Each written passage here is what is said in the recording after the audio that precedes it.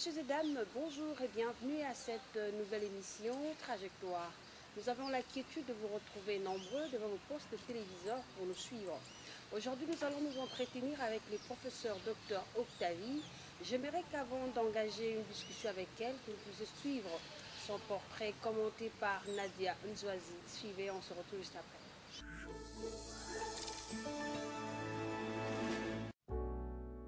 Née le 3 septembre en République démocratique du Congo, précisément à Kikwit, Madame Octavie Lungia Metila, épouse de Monsieur Floribert Moutouti et mère des 4 filles.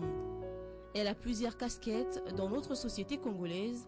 D'abord, mère au foyer, Madame Octavie est professeure associée à la faculté des médecines à l'université de Kinshasa Unikin en sigle depuis 2013, en même temps chef de département des microbiologies des recherches à l'INRB et aussi superviseur institutionnel du programme Accord Cadre IMT Anvers INRB depuis 2014.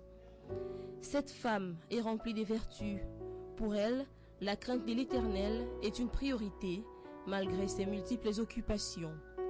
En tant que femme vertueuse qui se respecte, chaque matin, elle commence par ranger sa maison et préparer la journée de sa famille. Elle prend son petit déjeuner avant de se rendre à son service. C'est à l'âge de 18 ans qu'elle commence l'université à la faculté des médecines pendant 6 ans d'études pour ensuite devenir médecin généraliste. Comme elle avait des ambitions, elle a commencé le travail chez les privés Angeli de 1991 à 1996. Elle devient, de par ses formations reçues, spécialiste dans les laboratoires en biologie médecine, option microbiologie. En 2013, elle était retenue pour commencer sa carrière académique à la faculté de médecine comme médecin biologiste. Seule la vision, la détermination, la patience, la persévérance, la maîtrise de soi et ajoutant la crainte de l'Éternel lui ont permis de réussir ses ambitions tout en continuant à l'entretenir. Bref, de par ses compétences, elle est médecin biologiste en microbiologie, virologie, épidémiologie moléculaire et surveillance, investigation des maladies émergentes ou à potentiel épidémique. Pour finir, Madame Octavie est apte dans la transmission des connaissances et dans l'enseignement. Très fière de vous recevoir dans Trajectoire.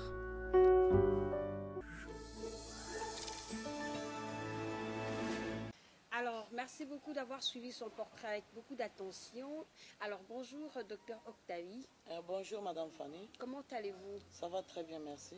Être femme pour vous, et avec votre portrait qu'on venait de suivre avec les téléspectateurs, qu'est-ce que ça vous donne comme sentiment? Ça me donne le sentiment de fierté d'être femme. Donc, je me sens bien dans ma peau de femme. Selon votre enfance, est-ce que dans votre famille, il y a eu quand même des parents qui étaient rigoureux pour, n'est-ce pas, suivre votre pas? Pour commencer, je devrais d'abord vous informer que moi, je suis dans une famille de 7 filles et un garçon. Donc, le garçon m'a suivi. Donc, vous comprenez que dans notre famille, nous étions dans une ambiance où les filles dominaient. Donc, et nous avons reçu une bonne éducation avec la rigueur et nous tous, nous sommes du moins le niveau supérieur de l'université. Depuis mon enfance, ma vision était de devenir docteur. Et mon rêve est devenu réalité. Voilà, je suis maintenant docteur en médecine. Mais c'est pas facile, vous êtes une femme et puis vous avez quand même subi des distractions en tant que telle. Mais sinon, parlez-nous un peu de votre passage de l'école secondaire jusqu'à l'université. Comment avez-vous grandi? Bon, j'ai grandi dans une famille unie. Dans une famille unie, et nos parents nous ont scolarisés. J'ai étudié dans les Bandundu, à Boulungu précisément. Et dès que j'ai fini mes enseignements primaires, j'ai eu une orientation pour aller dans un internat des filles, dans un lycée. Et là, j'ai embrassé la section biochimie. Comme toujours, j'avais cette vision-là, le rêve de devenir docteur. Et lorsque j'ai terminé mes humanités, j'ai été inscrit à l'université. À l'époque, c'était l'UNASA. Et à ce moment-là, j'étais orienté pour faire les études supérieures, donc les techniques de laboratoire à l'Institut technique médical ISTEM, comme option laboratoire. Et c'est ce que j'ai fait. J'ai commencé par faire l'ISTEM. J'ai terminé mes études supérieures comme gradué en technique de laboratoire. Ça, nous sommes déjà dans les années 83. Et comme mon désir ardent était de faire la médecine, bon, j'ai fini finalement par prendre l'inscription. Après mes études de l'ISTEM, j'ai embrassé maintenant la médecine. J'ai été inscrite en médecine. Et de 84 en 90, j'ai terminé la médecine comme docteur en médecine, donc comme médecin généraliste, chirurgie et accouchement. Donc voilà, j'ai terminé la médecine. Et à cette époque-là, j'avais le désir toujours de faire la spécialisation, mais comme les conditions étaient qu'il faut d'abord travailler, je suis allé exercer comme médecin généraliste dans une polyclinique privée de la place, ici à Kinshasa même, où j'ai exercé de 91 jusqu'en 96. Et après, j'ai pris mon inscription pour faire la spécialisation. Comprenez comme mon désir était de continuer avec le domaine des laboratoires. J'ai dû prendre l'inscription pour faire la spécialisation au département de biologie médicale. Là, nous sommes déjà en 1997. J'ai été inscrite et j'ai commencé la spécialisation dans le département de biologie médicale, option microbiologie. Et là, nous sommes aux cliniques universitaires de Kinshasa. Voilà comment j'ai dû progresser. Et en 2003, j'ai dû terminer ma spécialisation avec une mention distinction. Et à ce moment-là, j'ai été retenu comme assistant académique à la faculté de médecine et dans le département de biologie médicale. On est en train de vous saisir mollo dans votre parler. On sent qu'il n'y avait pas eu de distraction. Mais ça sera drôle si on ne peut pas savoir qu'il y a eu quand même des temps de détente que vous avez passé ensemble avec des amis, la famille. Est-ce qu'il n'y avait pas eu ces moments-là au cours de votre trajectoire? Bien sûr que oui. Nous avons eu des moments de distraction. Nous avons eu des moments de loisirs. En tant qu'humain, il faut vivre équilibré. Donc il n'y a pas que les études, il n'y a pas que la recherche. Donc il y a eu aussi des moments de loisirs, il y a eu aussi des moments de difficultés. Mais nous avons comme on avait un objectif d'avancer et de terminer nos études. Voilà, c'est à cela que nous sommes. Ah d'accord. Mais on peut déjà savoir si le docteur professeur Octavie avait fréquenté quel genre d'entourage. Ça peut aussi donner une idée à ceux-là qui vous suivent, qui veulent suivre l'exemple. Moi, je pense que dans le choix de l'entourage, puisque vous voulez avancer, moi j'ai toujours dit qu'il faut avancer avec ce qui avance. Donc, dans mon entourage, j'ai eu des amis comme femmes, comme hommes, que nous encouragions pour avancer. Et si il y avait aussi des amis depuis l'école, depuis l'enfance, où nous avons grandi, je pense que c'était plus, j'étais attaché à des travailleurs. C'est à ça, donc vous ne pouvez pas avoir dans l'entourage les paresseux. Je pense que dans l'entourage, vous devez avoir des amis aussi qui ont la même vision. Donc vous allez dans la même direction quoi, pour la réussite. Mais docteur Octavie, on profite de cette occasion pour vous poser la question. Devenir docteur femme, c'est pas aussi facile. passer de 6 ans, plusieurs années, pardon, dans des universités, dans des recherches pour améliorer la capacité n'est pas donnée à toutes les femmes. Mais qui sont vos conseillers qui vous ont, n'est-ce pas, donné un coup de pouce de pouvoir résister pour atteindre l'objectif? Oui, moi je pense que d'abord en premier lieu, il y a mon mari. Il m'a encouragé, il m'a beaucoup poussé. Aussi mes amis de l'enfance, surtout de l'école secondaire, ils m'ont encouragé aussi à avancer. Et ensuite dans la profession, j'ai aussi suivi aussi, il y a eu des modèles pour moi qui m'ont encore encouragé à avancer. Il y a le professeur Mouyembe, Jean-Jacques Tanfom. Ah, il a été pour moi vraiment un modèle d'homme qui est un travailleur, qui est un bosseur. Alors pour moi, c'était vraiment quelque chose d'encourageant. La première fois que vous étiez dans la pratique de votre profession, comment ça a été? Bon, dans la pratique, vous le savez, comme vous le savez, en médecine, il y a des années de stage. Donc pendant que vous évoluez, il y a des années de stage. Et nous avons eu à passer des stages pendant nos 6 ans de formation en médecine. Donc pour moi, c'était mon métier, donc j'étais à l'aise. Et d'ailleurs, je me sentais vraiment, j'étais pressée d'exercer, d'être en contact avec les patients et de mettre vraiment en pratique toutes les connaissances de médecine. Ok, d'accord. Je suis très émue, mais nous aimerions quand même suivre un élément, parce que nous étions à l'université, au campus de l'université, n'est-ce pas?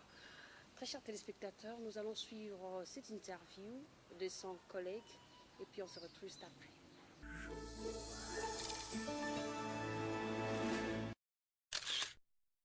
Au départ, c'est une collègue et nos relations professionnelles ont rapidement évolué pour se transformer en amitié. Donc c'est à la fois, comme j'ai dit, une collègue, mais aussi une grande sœur et quelqu'un finalement de ma famille. Là, nous venons juste de finir notre réunion quotidienne. C'est une réunion hebdomadaire où nous faisons la revue de tous les cas, mais aussi où nous faisons la formation de nos assistants qui sont en formation ici comme médecins microbiologistes. Voilà, là c'était donc le professeur Aouka, il est professeur associé toujours dans le département microbiologie. Mais vous êtes surpris de voir le professeur Aouka parler de vous et parler de ce que vous faites? Ce n'est pas une surprise puisque j'ai reçu Aouka au service. Moi, je suis son aîné. Donc, je l'ai vu évoluer ensemble. Donc, pour moi, s'il intervient, parler de moi, ça ne sera pas une surprise, quoi. Vous êtes toujours maire, même là où vous travaillez? Il arrive des fois, oui, que je puisse agir en tant que maire par mes conseils que je donne aux collègues ou aux confrères. Ça ne vous fragilise pas? Parce qu'on dit les gens de votre gabarit sont souvent des femmes seules. Oh non, non. Je pense que dans les milieux professionnels où nous avons acquis de l'expérience et nous avons eu à voyager aussi, donc dans la profession, on travaille en équipe. Ok. On travaille en équipe. Ah d'accord. Oui. Il vous arrive aussi de pouvoir faire des recherches sur un problème ou une situation, mais bon, vous êtes calé, vous demandez aussi l'apport des autres collègues. Pourquoi pas? Bien sûr que oui. On se Parlez-nous. complète. Ah d'accord. On se complète. On a besoin aussi des conseils de notre collègue. Donc vous ne manifestez pas l'orgueil scientifique? Dans la science, il n'y a pas d'orgueil. Ok. Ce sont aujourd'hui des grandes publications, des grandes découvertes. Ça se fait en équipe. Pourquoi s'enorgueillir? Je ne pense pas, ça ce n'est pas mon genre, quoi. Ah d'accord. Et là maintenant, on vous trouve dans une salle en train de faire une observation. C'était en fait un examen sur les runes. Parlez-nous-en, parce que les téléspectateurs suivent l'élément.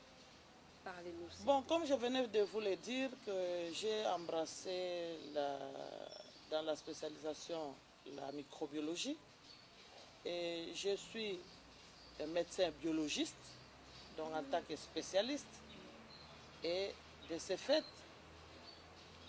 professeur aussi à l'université. Nous sommes en train d'encadrer et de superviser les assistants de notre service. Et c'était ce jour-là, le matin, c'était une activité de supervision. Ok. Donc, en dehors des enseignements, il y a la supervision, la pratique. Et là, c'était un examen, on avait placé une lampe. On devrait évaluer, discuter avec les assistants. C'est de cette façon qu'on les encadre. Ah, d'accord. Très intéressant. Mais comment vous vivez avec les femmes que vous encadrez ou alors vos collègues femmes? Nous sommes d'abord les collègues femmes dans la profession. Donc, comme je vous l'ai dit, ce sont nos collaborateurs, nos collaboratrices pour des femmes. Si ce sont des assistantes, on les encadre. Et si ce sont des collègues professeurs, il y a des échanges. Donc, il y a des échanges entre nos collègues ou dans les réunions, on se complète. Donc, voilà quoi. Mais professeur Octavie, vous êtes sans ignorer qu'il est dit souvent que les femmes ne s'attendent pas. Et au niveau de votre service, parlez-nous un peu de ces secrets. Les femmes ne s'entendent pas, ça c'est, je ne sais pas, quelqu'un qui est bien éduqué, moi je ne pense pas, les problèmes peuvent surgir dans la communauté, dans la société. Il y a des problèmes, même que ce soit les hommes entre eux, il y a toujours des problèmes. Mais il faut savoir gérer ces problèmes avec sagesse et avec compréhension. Je pense qu'on peut surmonter une telle épreuve. Parce que nous parlons de votre trajectoire en tant que docteur, nous allons, n'est-ce pas, suivre l'interview qu'on a eu à réaliser avec deux dames qui travaillent avec vous en collaboration. Oui. Très chers téléspectateurs, suivez, on se retrouve juste après.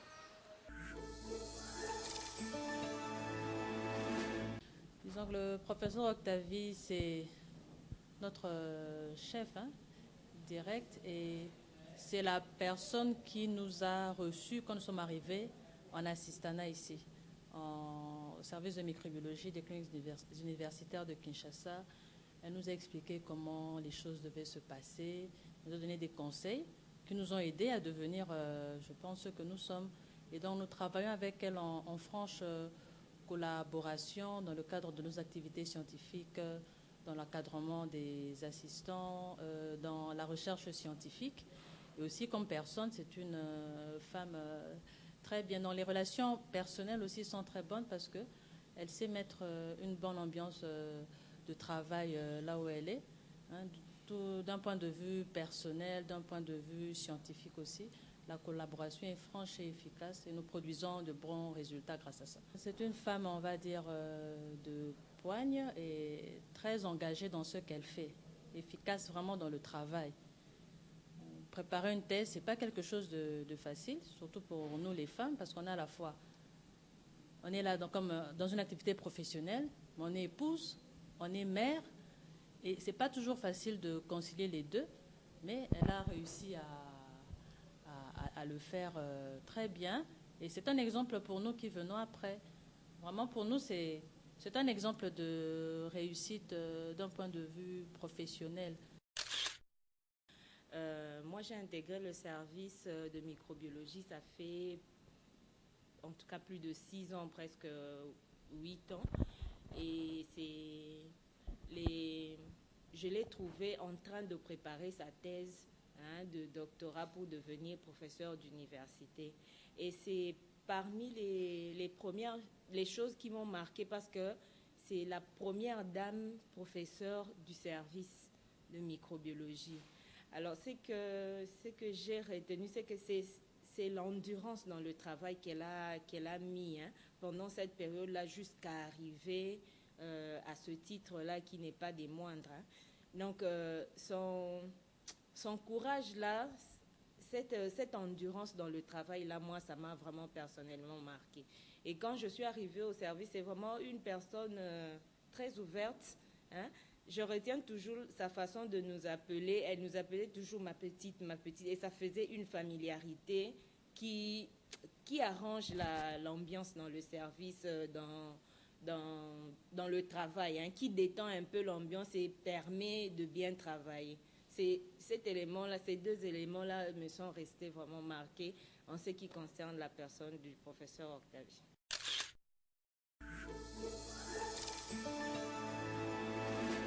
Merci beaucoup d'avoir suivi cette interview. Ce sont des femmes aussi mariées qui sont, n'est-ce pas, à votre service.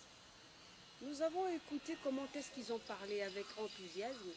Ils étaient, n'est-ce pas, convaincus. En parlant, vous sentez qu'ils parlaient avec leur cœur. Vous êtes mère en famille, vous amenez votre expertise dans votre service. Vous êtes très social, c'est ce qu'on a pu entendre de par les micros ou alors de par les autres qu'on n'a pas eu à apprendre dans l'interview. Mais qu'est-ce qui fait votre force? Je pense que c'est d'abord le spirituel. Ok. Le spirituel, lorsque je parle du spirituel, c'est mon esprit et ma croyance. Donc pour moi, Dieu est priorité. C'est une priorité. Et lorsque, avec Dieu, il vous donne la force de vaincre. Et à cela, vous ajoutez maintenant vos compétences, puisque Dieu Dieu vous soutient dans tout ce que vous êtes en train d'entreprendre. Et c'est ça, je pense, que est l'amour du prochain. Donc, l'amour du prochain aussi, ça, c'est vraiment quelque chose de capital. Sans amour, il n'y a pas de compréhension, donc il n'y a pas d'équilibre dans la relation humaine. Ah d'accord. Mais si on comprend bien, professeur Octavie, donc les secrets de votre réussite, c'est le Seigneur. C'est le Seigneur. Je suis une croyante, une chrétienne. Ah d'accord. Oui. Nous continuons. Nous sommes très émus de vous recevoir dans cette émission Trajectoire. Mais parlez-nous un peu de ces secrets. Parce que vous venez tout à l'heure de nous parler du Seigneur. C'est que vous amenez cette expertise dans le travail et que vous avez formé aussi beaucoup de personnes. Vous avez stimulé d'autres dames à prendre leur travail au sérieux. Mais dans l'ensemble, qu'est-ce que vous cherchez? Dans l'ensemble, je pense que la vision, c'est quoi? Dans la vision, nous avons l'objectif. La femme a des compétences et la femme intervient donc dans le développement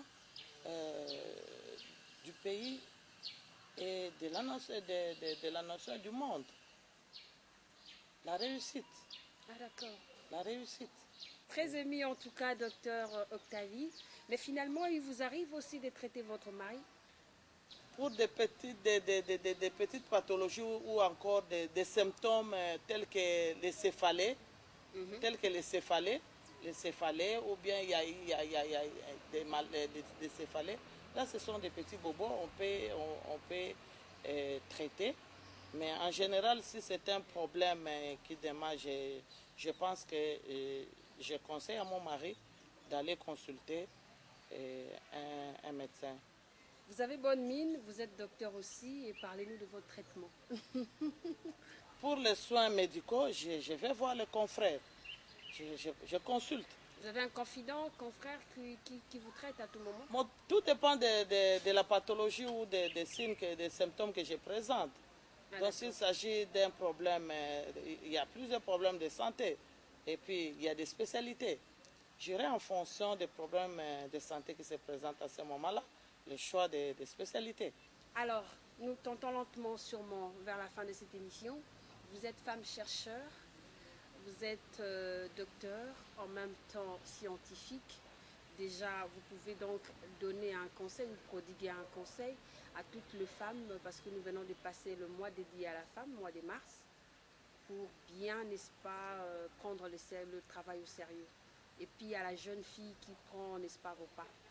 Bon, comme mot de la fin, je pense que je peux qu'encourager les femmes